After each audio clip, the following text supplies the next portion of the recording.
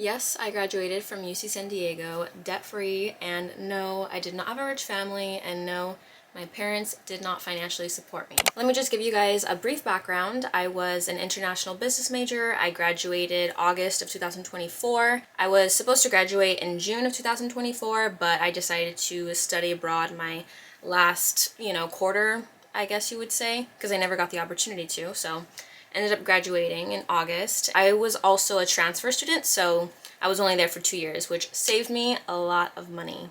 Okay, so let me explain my financial situation. So my mom and dad got divorced when I was 2 years old. My dad was out of the picture, so I was basically raised by a single mom of 3 kids, and I was the youngest. We grew up in Wilmington and San Pedro, and it's not a very nice area to be in. It is a low income city, town, I guess you would say.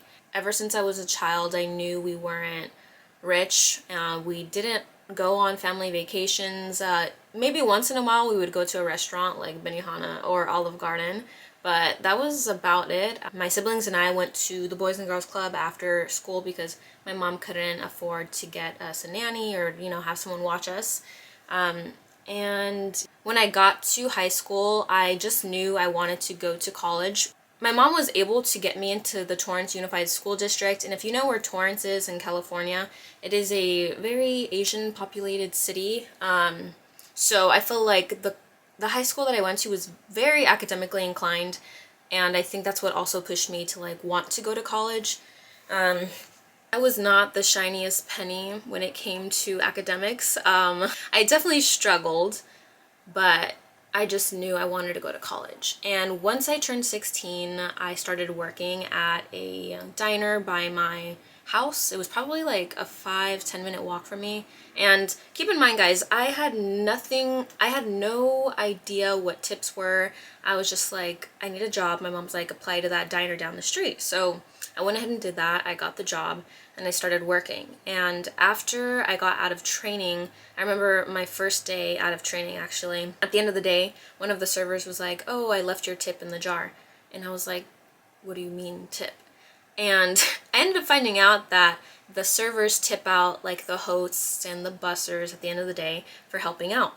I went in the jar and found like a few dollars with my name on it, and I got that from like each server, and there was probably around like 4 to 5 servers because it was a very small diner. But I was just like, wow, I was mind blown because I did not know that I could get tips. And I promise you guys, ever since that day, I was just like, I know how I'm gonna do it. I know what I gotta do, and I'm gonna do it, and I'm gonna get there. So I worked at that diner for about a year and a half, and obviously I got better. I was helping out the servers. I even ended up taking like orders for the servers sometimes. Sometimes the servers would let me take their table and keep the tip. And the tips ranged from like, I would say $5 all the way to like $20. And for a 16-year-old, that was amazing. That's all you could really ask for. But basically how I started the whole savings thing for college was I would basically put away the money that I got from my paycheck to my savings, and I would just use my tips to go out sometimes, to go out with friends, to go get dinner, small things. But keep in mind, guys, I guess you can say I was very frugal with my money. I wasn't like my friends. I remember when my other friends started working, they were like, "Oh, I can't wait to use my first check on makeup, on clothes, on nails." I never really had that mindset, and I think it's because I knew at the end of the day, I was the only one gonna be supporting myself going to college financially, and I knew that I wanted to go. Like I'm telling you guys, it was engraved in my mind. Like every day I was like, I'm gonna save, I'm gonna save. And maybe that's not the best mindset to have, but I just knew that was the only way I was gonna make it there. I knew my mom could not financially support me. Like she's a single mom, barely making enough money to afford her rent and to feed us. So that's just the mindset I had. And after that year and a half, I just had like a light bulb turn on for me, and I was like, wait, I can actually make money doing this, working like 3-4 days a week, and I can save money to go to college. And I ended up applying to a restaurant for a server position because I was like, I have enough, experience working as a busser, working as a server assistant, working as a host.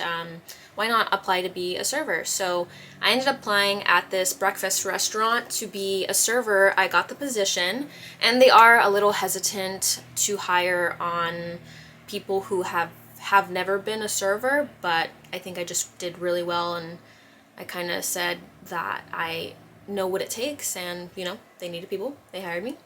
Guys, once I became a server, I was like, I felt like I was on top of the world. I did not know someone could make that much in tips. My tips were way higher than my actual pay I was getting an hour. I think at that time pay was maybe $14 an hour, 15? Maybe, no, probably 14. But to be completely transparent with you guys, it took some time to get good at serving. It's very stressful. It's a lot of communication. It's a lot of being patient with customers. It's not for everyone. The serving industry is not for everyone.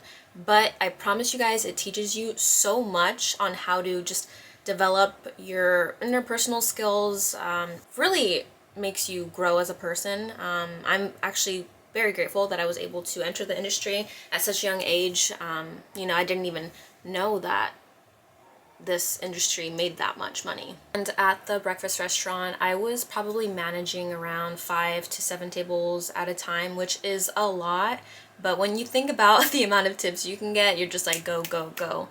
And at that breakfast restaurant, I probably averaged around from like $100 per shift to 230.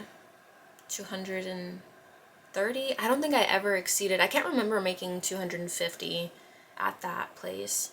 But like that in one day is mind-blowing. And after I was there for, I don't know, probably another year and a half or 2 years, I was like, let me apply to a restaurant that is in an area that's more bougie, that has, a high income area, upscale restaurant, and I did. I applied to this restaurant called The Bungalow in Long Beach, and I got the position. And that's where I was making real dough, guys. The higher you go up in like restaurant industry, meaning like you start at a diner, then you start at a regular restaurant, then you go to an upscale restaurant, you can see the difference in the tips because you're in a different area, which means like sometimes there's more traffic, more people in that area. I think Long Beach is a very popular area to be in. So there were just like people coming in all the time. Also, it was a new restaurant, so it was, I think, like very hyped up. I would say at that restaurant, I was averaging like $200 to $350 per day in tips, which is extremely high, guys. Wow, sometimes I can't even believe it. But like I said, it's extremely stressful. I've cried probably like a handful of times in the corner. I think even my manager caught me once and she pulled me to the side and was like, "Are you okay?" And I was like, no, like this is stressful. Because customers can be rude. It's overwhelming. There's so many things to do. It's a lot of multitasking. Also, I would say the higher you go up in like restaurant, or I don't know how to explain it to you guys, but I think you know what I mean. The higher you go up in like restaurant industry, you also have more micromanaging managers. I remember the place after the Bungalow, I went to work in Venice Beach, and that was the most micromanaging manager I've had in my fucking life, guys. Like, he picked on every single thing I did, and I think it was also because I was always the youngest person at the restaurants I worked at. I worked with probably people who were around, from their like mid-20s to their early 40s. And I, at that time, was I was like 20, 21, probably even 19, I think. No, 19 to 21. I was in that age range. And I think a lot of servers who were older just didn't like me. I don't know. I think they just don't like seeing young people have this kind of job, and it's kind of like they're in a place and look, I'm like half their age, and people were very rude to me. But like I said, the managers can be very nitpicky and rude and want things a certain way, and if you don't follow the exact protocol, like, they just make you feel like shit. But anyway, that is basically how I racked up my money. Obviously, as I got older, I had more financial responsibilities. I put a down payment on my car that I have right now. I love my car, my baby Scott. I also, I think I started paying my phone bill after I got out of high school, which, you know, like, I'm grateful that my mom was able to pay my phone bill for me. But, you know, like, little things I had responsibilities for: gas, my down payment on my car, my phone bill, and I think that was it, because my mom didn't make me pay rent, thank God. And then, yeah, I would just spend money on groceries and going out here and there. So just to give you like an idea of how I saved my money. I don't know if you guys are going to believe me or not, but when I transferred to UC San Diego, I had about $30,000 in my savings. And I don't know, it's hard to believe that I did, but I would not say that I had a full-on strategic plan from 16 to 20. I just saved majority of my paycheck to my savings account, and I would probably use, I would say maybe 20% of my paycheck, and the rest I used my tips to go out, to pay my expenses, and so on and so forth. I really didn't have a projected number of how much my tuition was going to be. I did know I was going to be getting financial aid because I did come from a low income family. So I try to keep that in mind, but again, like I said, I couldn't really like put a number on how much my tuition was going to be. So I just tried my best, and that's all I could really save. So obviously I was in community college first, and I did get to go to community college for free because I did come from a low income family, so I didn't have to worry about paying for, I think I paid for maybe like a few bucks, which turned out to be like maybe $300, max $400 throughout the 2 years I was there, because a lot of the time they just let you borrow bucks. You could, you know, there's a lot of ways to get around it, but I did not pay for my community college, which allowed me to save up even more money to transfer. I did apply for a few scholarships, but I didn't win any of them. So really, I just hoped that my financial aid would come in clutch, and it did. I'm gonna be sharing that with you guys because, I mean, sometimes I feel like things are a little private because I don't know how to go about these things, but I do want to share my experience in full transparency of where I'm at and like how I was able to graduate debt-free. So I'm going to be sharing my breakdown of my grant and my aid, you know. I have my financial aid package right here. I think it's kind of funny that I saved it, but I think I was just so happy with my financial aid package that I wanted to save for my memories, and hey, now I could share it with you guys. Here we go. My 2022 to 2023 college financial plan. My total cost of attendance for on-campus housing was $35,580. But with my grant and my financial aid, it brought it all the way down to $10,503, which is quite crazy because that is like 1/3 of the original price. But keep in mind, guys, I do come from a low income household. I do remember going to a financial advisor and them telling me that I got more aid because I was working a lot, and I was getting paid well as a server, obviously. I think I was working about 3 days a week. Yeah, sometimes 4 if I would pick up an extra shift, but max I would work 3 days a week. I remember I went to go get my taxes done one year, and I was making about $45,000 a year, almost 50, with my serving job, working 3 to 4 days a week. But that's because of my tips, obviously. $10,503 a year. And I had to take it, guys. Like, how could you not take that? I was so happy, so excited, and I could afford it because, like I told you guys, I had about $30,000 in my savings account, and I was like, check, check, and check. The school did offer me loans, but I was like, why would I need to take out loans? Why do I want to have debt when I already have enough money to pay for my tuition for 2 years already? Which is, again, crazy, and I feel so grateful, thankful.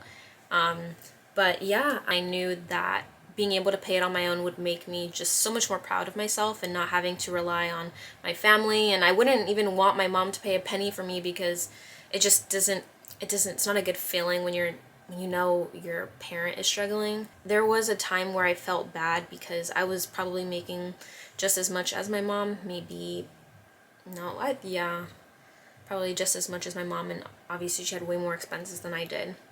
It did make me a little sad, but I'm like, wow, I can't wait to provide one day for my family and be able to get them out of, you know, a crisis and stuff. So you have to be smart with your money, and you can't just spend it on whatever you want. Like I said, I wasn't always buying clothes, I wasn't always buying makeup, but you know, one thing I did always get that made me so happy, I got my nails done. And I would get really pretty designs. I don't really like long nails or bedazzled nails, I just like pretty colors. I get my nails pretty short. But I also think that helped me get tips as well, because when you're dressed up properly, you have nice makeup on, your hair's up and sleek, you have your nails done, I think, at least for a female, you get way more tips. Guys, if you're like me, you come from a low income household and you're scared of not being able to go to college, you're scared of, what am I gonna do? I'm gonna be in debt if I go to college because I'm gonna take out so many loans, I can't afford it. I promise you, if you get into the serving industry at least 18, I think, and you want to transfer to college when you're in your third year, you can do it. I promise you can. Like I said, I saved a lot of money going to community college. I recommend it. I know it's not for everyone either, because people want the whole 4 years of experience, but hey, I was able to graduate debt-free. I'm not having to worry about, oh my god, I have to pay off my student loans. Like, I think I asked my sister the other day, like, oh, have you, finished paying off your loans? She's like, oh, I have a little more to pay. And she's been out of college for about 4 or 5 years. Yeah, which is crazy. And I just got out of college last year, and I still have a savings, guys. Even if you're already in college and have loans, it's never too late to be strategic. You can start applying to work in, the serving industry right now. It is a little hard, but like I said, it pays off. And if you guys have any questions money related on how I did this, please drop them in the comments. I'd love to help. Or even if you have any question about how I did it, how I balanced my work with school, and how my mental health was and stuff, and anything, just leave them down in the comments. I'd love to answer them, or I'll even make a video about it. So yeah, thanks for watching, guys. I hope that was helpful. I hope that you graduate debt-free and you're just strategic about your financial plan. And yeah, all right, I'll see you in the next video. Bye.